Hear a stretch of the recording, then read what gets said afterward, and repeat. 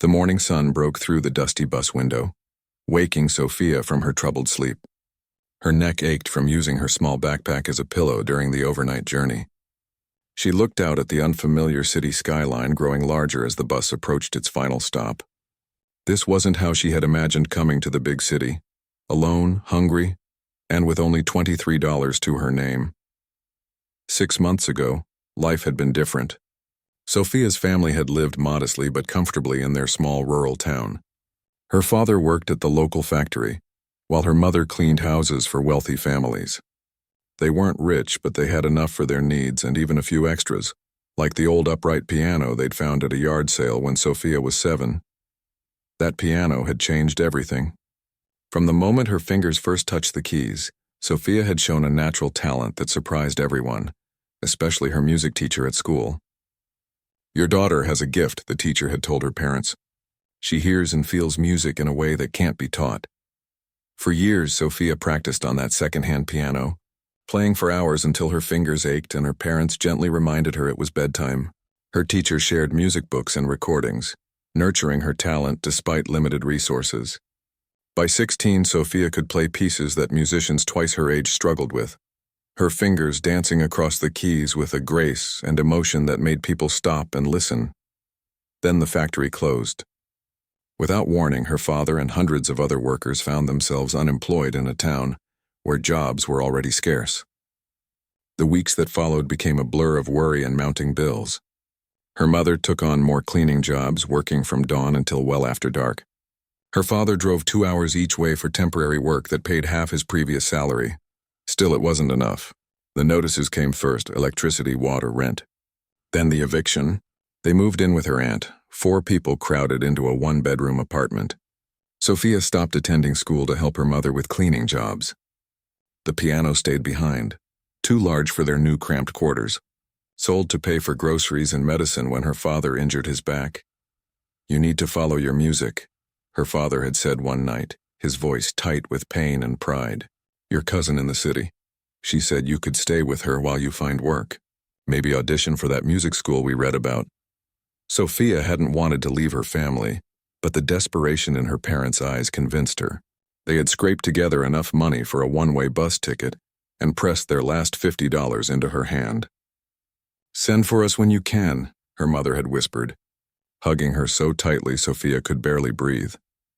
Now the $50 had dwindled to $23 after the long journey, with its unexpected delays and overpriced bus station food. Worse, when she'd finally called her cousin from a payphone at the station, the number was disconnected. 3 more attempts and a helpful station attendant confirmed the truth. The address she had was no longer valid.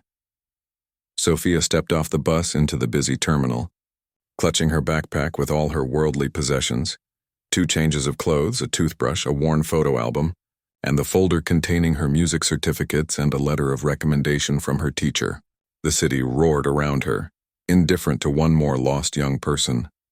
For 2 days she wandered, carefully rationing her money while looking for her cousin or any kind of work. She slept the first night in a 24-hour laundromat, pretending to wait for clothes that would never finish washing. The second day, rain drove her to spend precious dollars on a fast food meal just to sit somewhere dry. By the 3rd morning, hunger had become a constant companion, a hollow ache that made it hard to think clearly. Sophia walked through a neighborhood of restaurants and shops, each one more elegant than the last. The smells of cooking food made her dizzy with want. She had tried asking for work at several places, but the responses were always the same: pitying looks followed by firm rejections. "We need experienced help." "Do you have a work permit?" "We're not hiring right now." The truth hung unspoken between them. They didn't want someone who looked like she might be homeless, whose clothes were wrinkled from being worn for days, whose hair could use a proper wash. The autumn air grew sharper as afternoon faded toward evening. Sophia pulled her thin jacket tighter, fighting back tears of frustration and hunger. She had just $5 left. She could buy another cheap meal, but then what? The reality of her situation was becoming clearer with each passing hour. She had no place to stay, no job prospects, and no way to contact her family to tell them she had failed. As the streetlights began to flicker on, Sophia paused outside a restaurant with warm golden light spilling from its windows.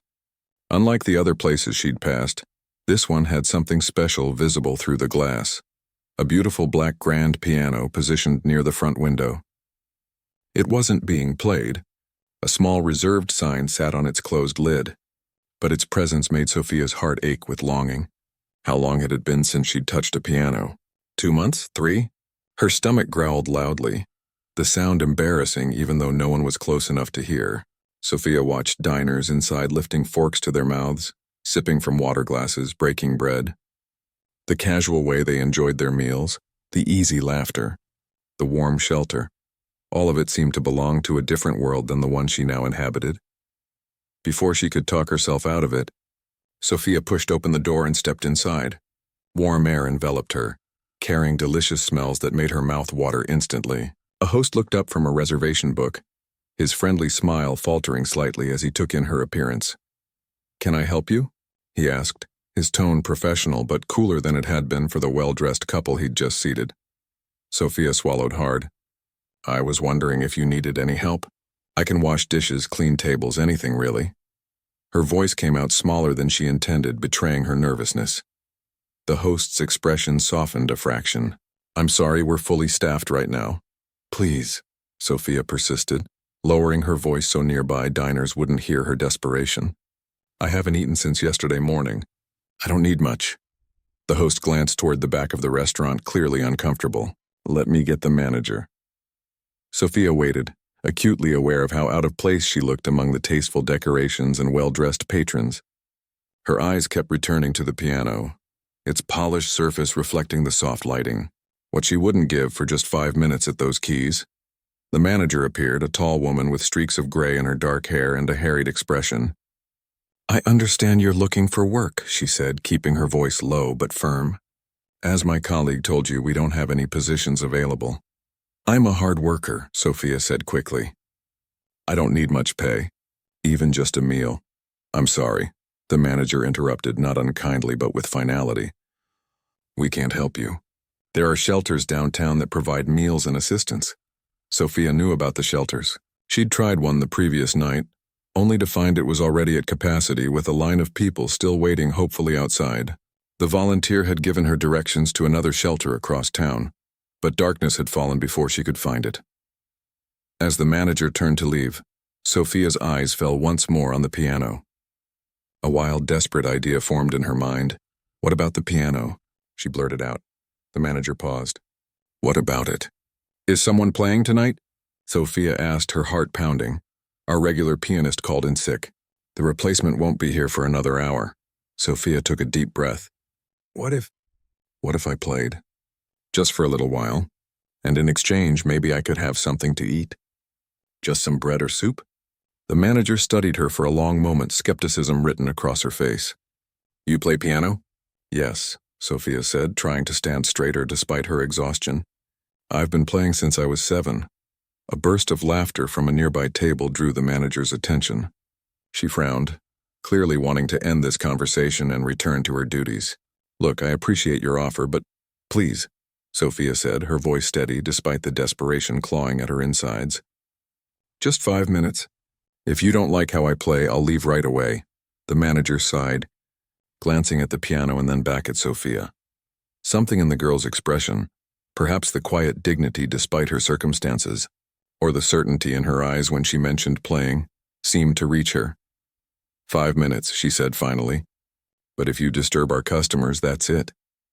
Sophia nodded quickly, afraid the manager might change her mind. She followed her through the restaurant, aware of curious glances from diners as they passed. The manager removed the reserved sign from the piano and gestured for Sophia to sit on the bench. As Sophia placed her backpack carefully on the floor and adjusted the bench, the manager leaned down and whispered, "Nothing too experimental or loud. Our clientele prefers classical or gentle jazz during dinner." Sophia nodded again, her throat suddenly dry. It had been months since she'd played. What if her fingers wouldn't cooperate? What if months of manual labor and lack of practice had dulled her abilities? But as she lifted the cover and revealed the keys, pristine white and black, waiting patiently for her touch, a calm settled over her. This at least was something she understood. This was something she could do. Sophia placed her fingers on the keys, took a deep breath and began to play.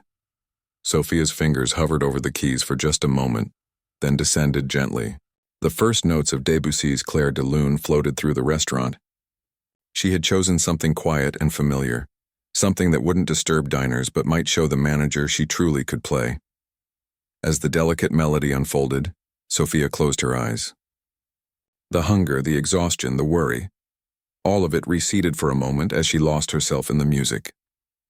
Her body remembered what to do even after months without practice, her fingers finding each note with precision and care. Nearby, a waiter paused mid-step, water pitcher suspended in his hand.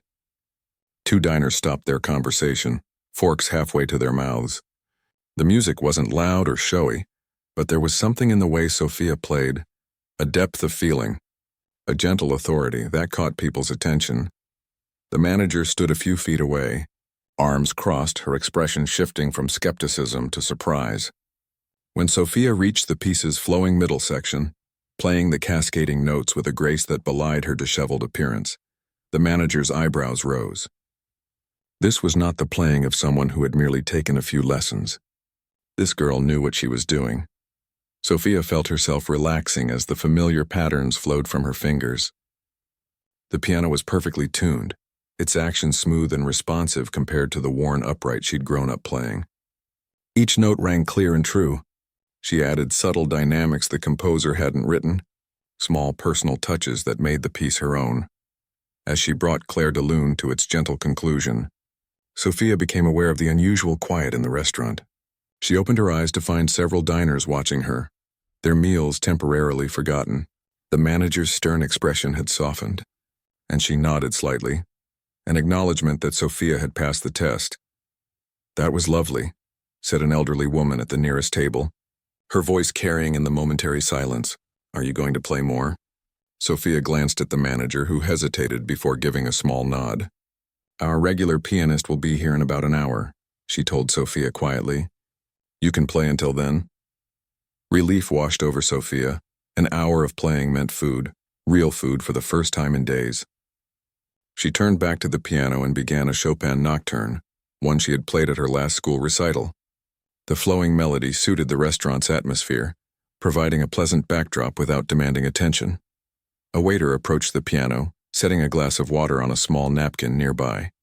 Sophia nodded her thanks without interrupting her playing. The cool water soothed her parched throat when she paused between pieces.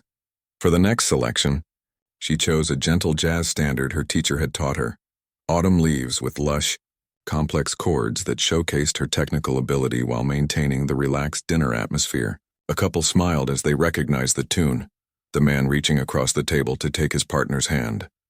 Sophia moved seamlessly from one piece to another, drawing from her memorized repertoire. With each minute that passed, she felt more confident, her body remembering the joy of music making despite her difficult circumstances.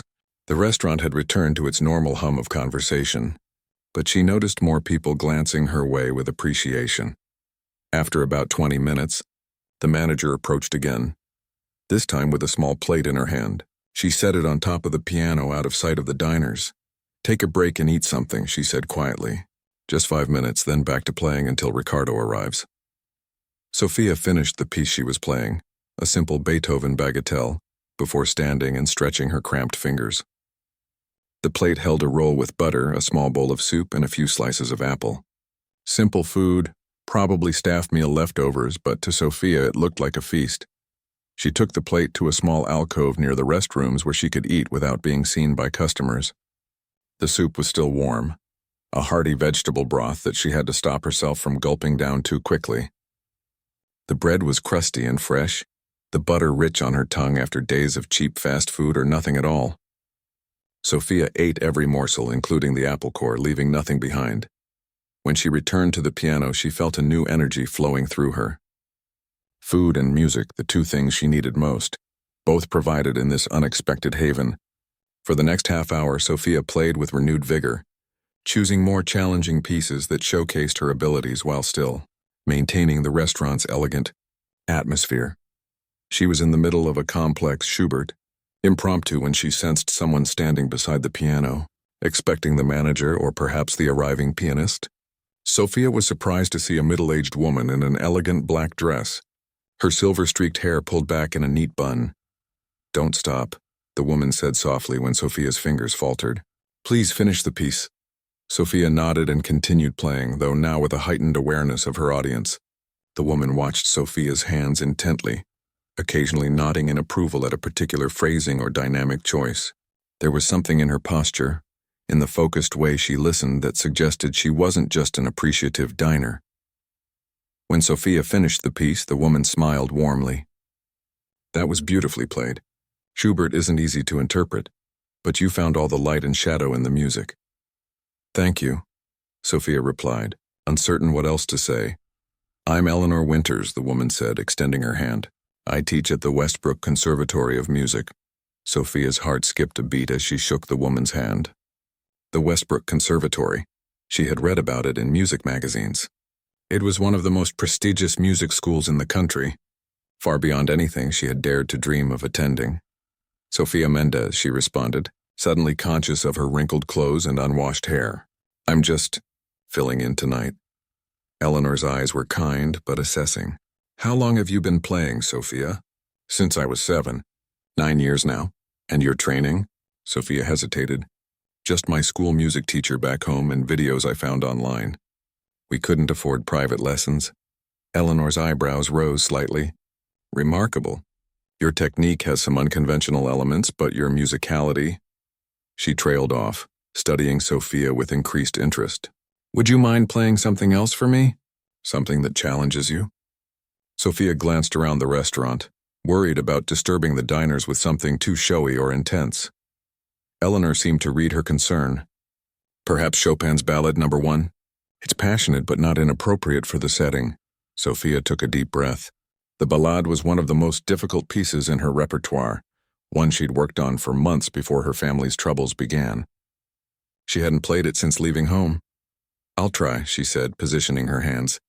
From the opening phrase, Sophia knew this performance was different. She wasn't just playing background music anymore. She was telling her story. The ballade's narrative structure, its moments of tenderness giving way to thundering intensity, its technical challenges and emotional depth, seemed to mirror her own recent journey. As the piece progressed, Sophia forgot where she was. She forgot her hunger, her uncertain future, the elegant woman standing beside her.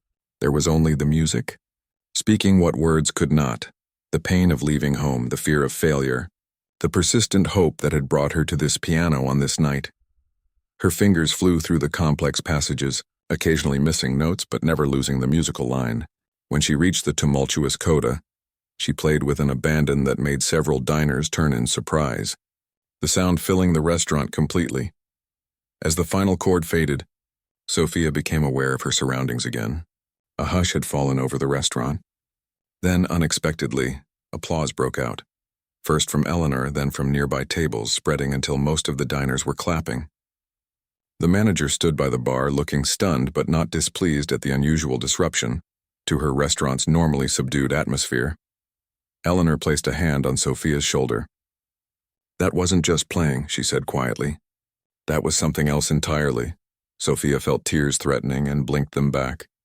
"I'm sorry if it was too loud." "Don't apologize for passion," Eleanor said firmly. "Technical perfection can be learned. What you have, that connection to the emotional heart of the music, that's much rarer." Before Sophia could respond, the manager approached, accompanied by a young man carrying a battered leather music case. Ricardo, the regular pianist, had arrived. "Time to wrap up," the manager said to Sophia. Though her tone was gentler than before, she turned to Eleanor. "I apologize if your meal was disturbed, Mrs. Winters." "Quite the opposite," Eleanor replied. "I was captivated." She turned back to Sophia. "Do you have a few minutes to talk before you go? I'd like to hear more about your background." The manager looked between them, seeming to sense something significant happening. "Sophia, why don't you join Mrs. Winters at her table when you're done here? I'll have the kitchen prepare something for you. A proper meal this time." Sophia stared at the manager in surprise. "Really? You've more than earned it," the manager said with a small smile. "And you've given our customers something special tonight." She looked at Eleanor. "Mrs. Winters is one of our most valued regular guests, and she rarely makes requests." As Ricardo settled at the piano bench and began arranging his sheet music, Sophia gathered her backpack, still trying to process the unexpected turn of events. Just an hour ago, she had been hungry and hopeless on the street. Now she had food, attention, and possibly an opportunity she had never dared imagine. Eleanor led her to a small table in the corner where a half-eaten meal and an open notebook waited. "Sit," she said, gesturing to the empty chair. "We have a lot to discuss." Sophia sat down, setting her backpack carefully beside her chair. A waiter immediately appeared with a glass of water and a promise that food would arrive shortly. "Now," Eleanor said, leaning forward with intense focus, "tell me everything about how you learned to play like that." Sophia's hands trembled slightly as she took a sip of water. The reality of her situation, sitting across from a teacher from the prestigious Westbrook Conservatory, felt dreamlike after days of struggling just to survive in the unfamiliar city. "I'm not sure where to begin," Sophia said. "Honestly, start with your first piano," Eleanor suggested, her eyes kind but evaluating. "Tell me about how you discovered music." As Sophia began to speak, a waiter arrived with a steaming plate of pasta, fresh bread, and a small salad. The rich aroma made her stomach growl audibly, and Eleanor smiled. "Please eat while we talk," she encouraged. "You must be hungry." Sophia didn't need to be told twice. She took careful bites between sentences, trying to maintain some dignity despite her hunger. The pasta was the most delicious thing she had ever tasted. Or perhaps hunger was the best seasoning. Between bites, Sophia shared her story. The yard sale upright piano her parents had brought home when she was 7, the school music teacher who had recognized something special in her playing, the hours spent practicing while other children played outside, the YouTube videos of famous pianists she would watch repeatedly, trying to mimic their technique. "We couldn't afford private lessons," Sophia explained, "but Mrs. Chen, my teacher, would stay after school twice a week to help me. She gave me her old music books and found recordings for me to study." Eleanor nodded, occasionally making notes in her small notebook. "And your parents? Were they musical?" Sophia shook her head, swallowing a bite of bread. "Not really. My father liked to sing, but neither of them played instruments. They worked so hard, though, to keep that piano for me even when money was tight." A shadow crossed her face as she remembered the day the piano had been sold. Her father's defeated expression, her mother's quiet tears as the new owners loaded it into their truck. She had been too upset to say goodbye to the instrument that had been her faithful companion for nearly a decade. "And what brought you to the city?" Eleanor asked, gently steering Sophia back to the present. Sophia hesitated, uncertain how much to reveal about her family's desperate circumstances. But there was something about Eleanor's attentive gaze that encouraged honesty. "The factory in our town closed. Many people lost their jobs, including my father," she explained. "We lost our house. My parents thought I might find opportunities here. Maybe work, maybe a chance to study music somehow." She looked down at her plate. "I was supposed to stay with my cousin, but when I arrived, I discovered she'd moved." Her phone was disconnected. "So you've been on your own?" Eleanor's voice held concern but no pity. Sophia nodded. "Just for a few days. I'll figure something out." "And tonight you came in here looking for food," Sophia admitted simply. "Or work to earn food." "I didn't expect to play. But when I saw the piano," her voice caught. "It's been months since I touched one." Eleanor studied her for a long moment. Then, reaching into her purse, she pulled out her phone. "I hope you don't mind, but I recorded part of your performance. The ballade. Would you like to see?" Sophia's eyes widened. "You recorded me?" Eleanor turned the phone to show her. On the screen, Sophia watched herself playing, completely absorbed in the music, swaying slightly with the rhythm of the piece. Even in the dim restaurant lighting, the intensity on her face was clear. As the final notes faded in the recording, murmurs of appreciation could be heard from nearby diners. "I've been teaching piano for 32 years, Eleanor said, taking the phone back. "I've worked with hundreds of young musicians, many with far more formal training than you've had." She paused. "What you just did there, that can't be taught." Sophia felt her cheeks warm at the unexpected praise. "Technical skills can be refined," Eleanor continued. "Notes can be corrected. Interpretation can be guided. But that connection," she tapped the phone, "that ability to make people feel something when you play, that's rare, Sophia." Outside the restaurant's windows, night had fully settled over the city. Sophia realized she had no idea where she would sleep when this unexpected interlude ended. The thought must have shown on her face. "Where are you staying tonight?" Eleanor asked directly. Sophia looked down at her nearly empty plate. "I'm not sure yet. You have no arrangements at all?" "I'll find something," Sophia said, trying to sound more confident than she felt. Eleanor was quiet for a moment, seeming to make a decision. "Sophia, I'd like to make you a proposition. The conservatory where I teach, we have dormitories for our students. There's an empty room right now because a student withdrew last week for medical reasons." Sophia's heart began to beat faster. "I can arrange for you to stay there tonight. No obligations. No strings attached," Eleanor continued. "Tomorrow I'd like you to play for the admissions committee." "The admissions committee?" Sophia repeated, disbelieving. "At Westbrook?" Eleanor nodded. "We have a scholarship program for exceptional students with financial need.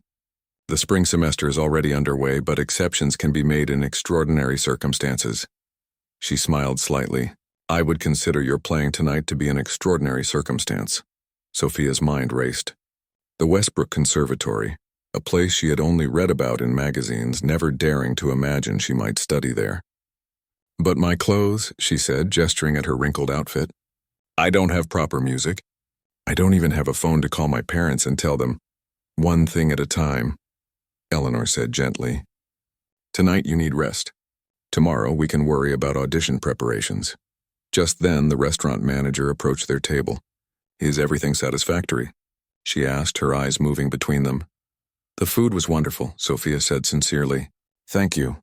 The manager nodded, her expression softer than it had been when Sophia first entered the restaurant. "Ricardo mentioned that you play exceptionally well. He was quite impressed by the comments from our guests." "Thank you for giving her the chance," Eleanor said. "It seems you recognize talent where others might not have looked." The manager had the grace to look slightly embarrassed. "Will you be returning to play for us again?" she asked Sophia. Before Sophia could respond, Eleanor spoke. "Sophia may have other commitments soon, but I'm sure she appreciates the offer." She glanced at Sophia with a small smile. "Of course," the manager said. "Well, the meal is on the house tonight. For both of you." After she left, Eleanor gathered her belongings. "Are you finished eating? We should get you settled at the dormitory. It's not far from here." Sophia carefully placed her napkin beside her empty plate and shouldered her backpack. The events of the evening felt surreal, from begging for food to being offered a chance at a prestigious music school, all within a few hours. As they stepped out into the cool night air, Sophia suddenly remembered something. "My family, they don't know where I am. They'll be worried when they don't hear from me." Eleanor hailed a passing taxi. "We'll call them first thing tomorrow," she promised. "The conservatory has phones you can use." The taxi ride was short, winding through elegant streets lined with historic buildings. Sophia pressed her face to the window, taking in the sights of a neighborhood she would never have ventured into on her own. When the taxi stopped before a stately brick building with large windows and a sign identifying it as Westbrook Conservatory of Music, Student Residence, Sophia felt a flutter of both excitement and apprehension. The night security guard greeted Eleanor warmly. "Evening, Professor Winters. Bit late for you to be visiting." "Special circumstances, Thomas," Eleanor replied. "This is Sophia. She'll be staying in room 217 tonight, the Chen vacancy. Can you let her in?" "Of course, Professor." The guard smiled at Sophia. "Welcome to Westbrook." Sophia followed Eleanor and the guard through polished hallways, up an elevator, and down a corridor lined with numbered doors. Soft music drifted from behind some of them, a violin practicing a difficult passage, a clarinet running scales, a muffled vocal exercise. Room 217 was small but tidy, with a twin bed, desk, closet, and most importantly to Sophia's eyes, a digital piano keyboard against one wall, a bathroom connected to the main room. "It's not luxurious," Eleanor said, "but it's comfortable. There are towels in the bathroom if you want a shower, and I believe there are some basic toiletries there too." Sophia set her backpack on the bed, overwhelmed by the sudden turn in her fortunes. "I don't know how to thank you." "Play well tomorrow," Eleanor replied simply. "That's all the thanks I need." She handed Sophia a card with her phone number. "The audition will be at 2 p.m. I'll come by around noon to help you prepare." After Eleanor left, Sophia sat on the edge of the bed, trying to process everything that had happened. Just that morning she had woken up on a bus alone and afraid in a strange city. Now she was in a music conservatory with a real chance at a scholarship. She glanced at the digital piano. Despite her exhaustion, her fingers itched to play, to confirm that the magic she'd found at the restaurant wasn't a fluke. She pressed the power button, connected the headphones hanging on the side, and placed them over her ears. The keyboard's action wasn't as nice as the grand piano at the restaurant, but it was responsive and well-maintained. Sophia began to play softly, experimenting with different pieces from her repertoire, reacquainting her fingers with the patterns and emotions of the music. Time slipped away as she played. When she finally looked at the small clock on the nightstand, it was past midnight. Sophia reluctantly powered off the keyboard and headed to the bathroom, where she found clean towels, soap, shampoo, and even a new toothbrush in sealed packaging. The hot shower was blissful after days without proper facilities. As she dried off and changed back into her cleanest clothes, Sophia caught her reflection in the bathroom mirror. The same face looked back at her, tired eyes, hair still damp from the shower, but something had changed. A spark of hope had returned, brightening her gaze. Tomorrow would bring new challenges. The audition, the scholarship committee, finding a way to contact her parents. But tonight, for the first time since leaving home, Sophia slept on a real bed, with a full stomach and the promise of a future that once again included music. Sophia woke to sunlight streaming through unfamiliar curtains. For a moment, she felt disoriented. Then the events of the previous day rushed back. The restaurant, Eleanor, the conservatory dormitory. She sat up quickly, checking the clock on the nightstand. It was just past 9 in the morning. She had slept longer than intended after her exhausting days on the street. A knock at the door startled her. When she opened it, a young woman with curly hair stood there, holding a small stack of clothes in a paper bag. "Hi, I'm Lucia, from down the hall," the girl said cheerfully. "Professor Winters asked me to bring you these." She handed the items to Sophia. "Some clothes that might fit you and breakfast from the cafeteria. She said you have an audition today." "Thank you," Sophia said, touched by the thoughtfulness. "Yes, it's at 2 o'clock. Good luck. The scholarship committee can be tough, but they're fair." Lucia gave an encouraging smile. "I'm in room 224 if you need anything." Professor Winters said she'll be by at noon to help you prepare. After Lucia left, Sophia explored the donated items gratefully. There were jeans, a simple blouse, clean underwear, and even a cardigan sweater, all modest but presentable.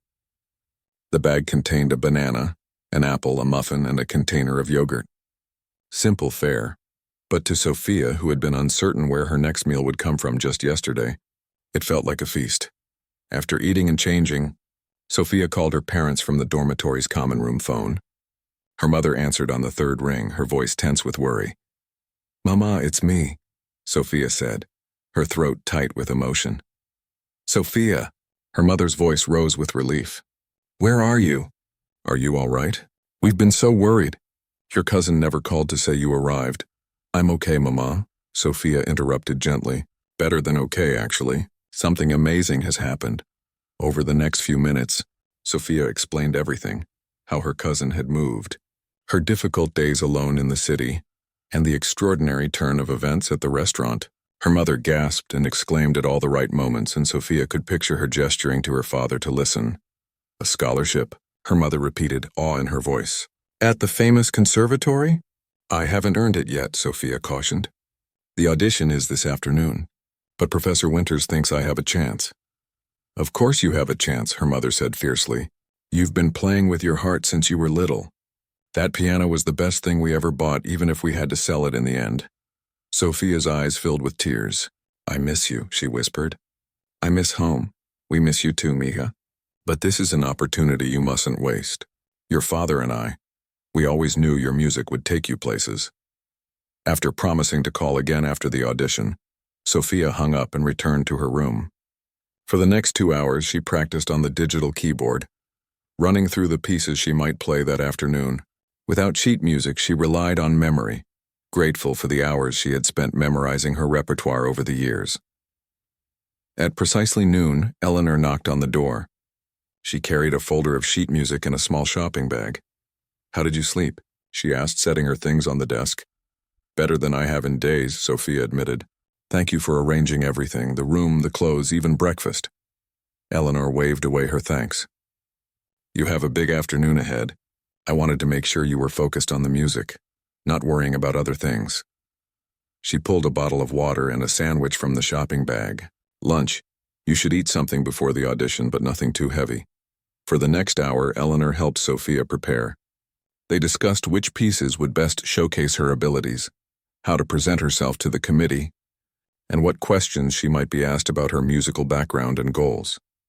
The committee consists of 5 faculty members, including the Dean of Admissions, Eleanor explained. They've all been teaching for many years and they've heard thousands of auditions. They're not easily impressed. She paused, looking directly at Sophia. But what you did last night, that wasn't just playing the notes. That was music making of the highest order. Sophia nodded, taking a deep breath. I'll do my best.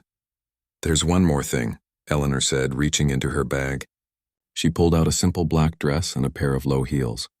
These belong to my daughter. She's a bit taller than you, but I think they'll work for today. At 1:30, dressed in the borrowed clothes with her hair neatly combed, Sophia followed Eleanor through the main conservatory building. Unlike the dormitory's homey atmosphere, the main hall was imposing. High ceilings, polished floors, framed portraits of distinguished musicians lining the walls. The sound of practice rooms in use drifted from all directions. Scales, arpeggios, fragments of concertos and sonatas blending into a chaotic symphony. They stopped outside a heavy wooden door marked Recital Hall B.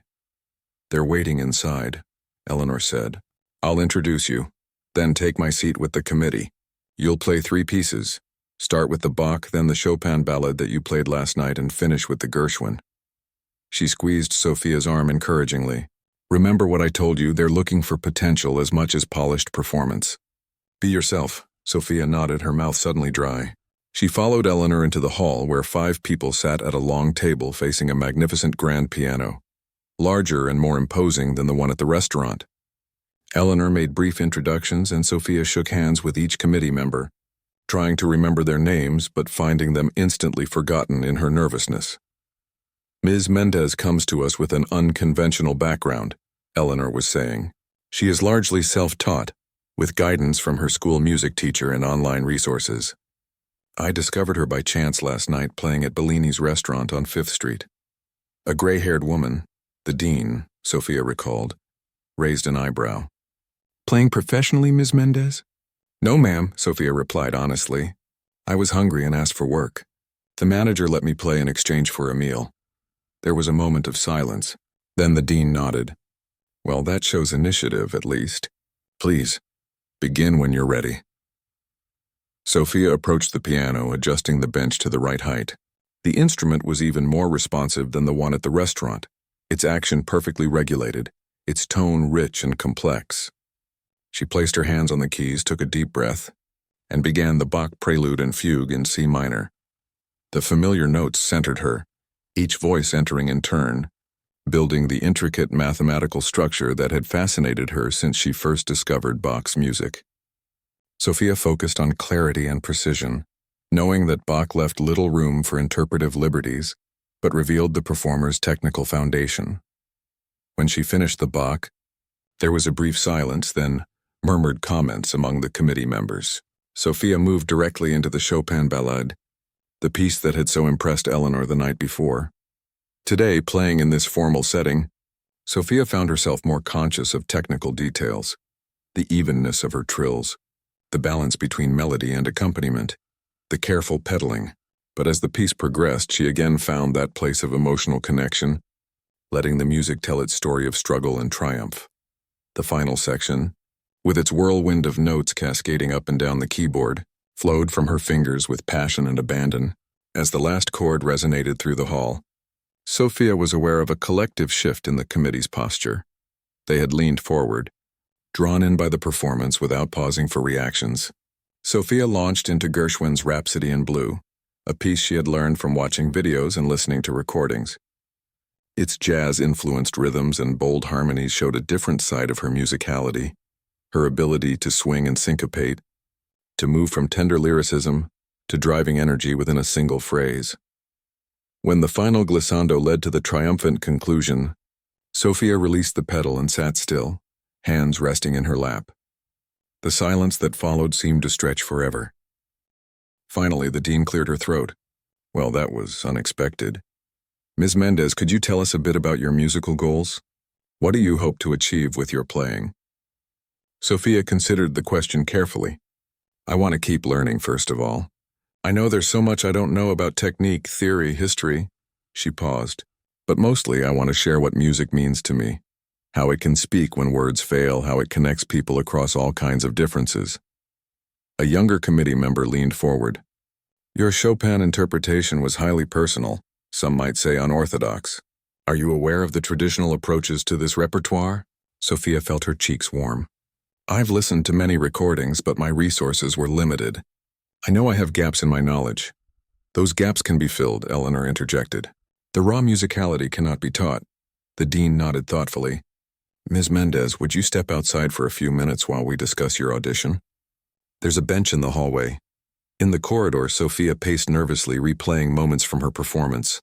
A missed note in the Bach, a rushed passage in the Chopin, a hesitation in the Gershwin. Had she done enough? Was her lack of formal training too much to overcome? After what seemed like hours but was probably only 15 minutes, the door opened. Eleanor beckoned her back inside, her expression unreadable. The dean stood as Sophia entered. Ms. Mendez, the committee has reached a decision. Your playing today showed remarkable natural talent and a genuine connection to the music that is rare even among our most technically accomplished applicants. Sophia held her breath. However, there are significant gaps in your training that would need to be addressed. The scholarship program is highly competitive and our resources are limited. Sophia's heart sank. She nodded, trying to accept the coming rejection with dignity. That said, the dean continued, we believe that talent like yours deserves nurturing. We are prepared to offer you a provisional scholarship for the spring semester, with the understanding that you will need to undertake intensive remedial work in theory, ear training and music history in addition to your regular course load. Sophia stared in disbelief. You mean, I'm accepted? The dean allowed herself a small smile. Provisionally, yes. You'll be evaluated again at the end of the semester. If you demonstrate sufficient progress, the scholarship will continue. Tears sprang to Sophia's eyes. Thank you, she whispered. I won't disappoint you. Professor Winters has volunteered to be your faculty advisor, the dean added. She seems quite convinced of your potential. Eleanor stepped forward, beaming. Congratulations, Sophia. Your journey is just beginning. As the committee members gathered their papers and filed out, offering brief congratulations as they passed, Sophia stood by the piano, her hand resting on its polished surface, from hunger to hope in less than 24 hours, all because she had dared to ask for a chance to play. There's one more call you should make, Eleanor said, handing Sophia her phone. I think your parents would want to hear the news right away. 1 year later, the backstage area of Hamilton Hall buzzed with nervous energy. Students in formal attire warmed up, adjusted bow ties, checked sheet music, and whispered encouragement to one another. Sophia stood slightly apart, eyes closed, mentally rehearsing her piece one last time. 5 minutes, everyone, the stage manager called, clipboard in hand. Sophia, you're third in the program. Sophia nodded, smoothing the skirt of her simple black dress, her own now, not borrowed. So much had changed in a year. Sometimes she had to remind herself that the confident conservatory student she had become was the same desperate girl who had once begged for food at a restaurant. Nervous? A familiar voice asked. Eleanor approached, elegant as always in her concert attire. Sophia smiled. A little. But good nervous, I think, as you should be. The spring showcase is a big event. Donors, music critics, family members. Eleanor squeezed her shoulder. But you're more than ready. The past year had been the most challenging and rewarding of Sophia's life. The remedial work the scholarship committee had mentioned turned out to be grueling. Extra classes in music theory and history, private lessons to correct technical habits, ear training sessions that left her mentally exhausted. There were nights she had cried from frustration, days she had wondered if she could possibly catch up to students with years of formal training, but there had been triumphs too. Her natural musicality had continued to impress her teachers. Her work ethic had earned their respect, and most importantly, The provisional scholarship had been renewed for her second year with unanimous committee approval. Did they arrive? Sophia asked, glancing toward the stage door. Eleanor nodded, her eyes twinkling. Front row, center. Your father is wearing a tie that I suspect is uncomfortable, based on how often he's adjusting it. Your mother hasn't stopped smiling since they arrived. Sophia's parents had moved to the city 3 months ago. After a year of sending most of her small stipend home to help them, Sophia had been overjoyed when her father secured a maintenance position at the conservatory itself. The job came with a modest apartment in staff housing, allowing the family to reunite. Her mother had found work cleaning houses again, but now she proudly told clients that her daughter was a scholarship student at Westbrook. Places, everyone, the stage manager called. Our audience is seated. The first 2 performers took their turns, a violinist playing a virtuosic Paganini caprice and a cellist offering a soulful Bach suite movement. Sophia listened respectfully from the wings, centering herself, connecting to the music she was about to share. Next up, Sofia Mendez performing Rachmaninoff's Piano Concerto No. 2, first movement, with Professor Eleanor Winters accompanying on second piano. Sophia walked onto the stage, the bright lights momentarily blinding her. She bowed to enthusiastic applause, then settled at the gleaming concert grand. Eleanor took her place at a smaller piano positioned to the side, ready to play the orchestral reduction. The hall fell silent. Sophia placed her hands on the keys and began the famous opening chords, dark, resonant, building in intensity. As the haunting main theme emerged, she felt that familiar sense of connection, the boundary between performer and music dissolving. This piece had been Eleanor's suggestion, challenging but perfectly suited to Sophia's emotional depth and growing technical prowess. For months they had worked on it together, refining every phrase, every color, every transition. Sophia's fingers flew through the difficult passage work, her body swaying with the music's ebb and flow. When she reached the triumphant second theme, she glanced briefly at the audience and caught her mother's eye. The pride and love she saw there fueled the rest of her performance. As the movement raced toward its powerful conclusion, Sophia poured everything into the music, her struggles, her gratitude, her joy at being reunited with her family, her dreams for the future. The final chords resounded through the hall and she released the pedal, letting the sound fade to silence. For a moment, no one moved. Then the audience erupted in applause. Sophia stood, bowing deeply, her heart pounding. She gestured to Eleanor, acknowledging her contribution, and they bowed together as the applause continued. As they left the stage, several fellow students waited in the wings to offer congratulations. The community Sophia had found here, initially intimidating with its higher levels of training and privilege, had gradually become a second family, especially once they discovered her remarkable journey to their midst. "That was beautiful, Sophia," said Lucia, the curly-haired girl who had first brought her breakfast and clothes on her audition day, now one of her closest friends.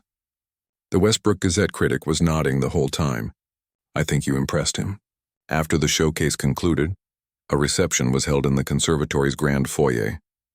Students mingled with donors, faculty, and family members, the atmosphere celebratory as another successful year neared its end.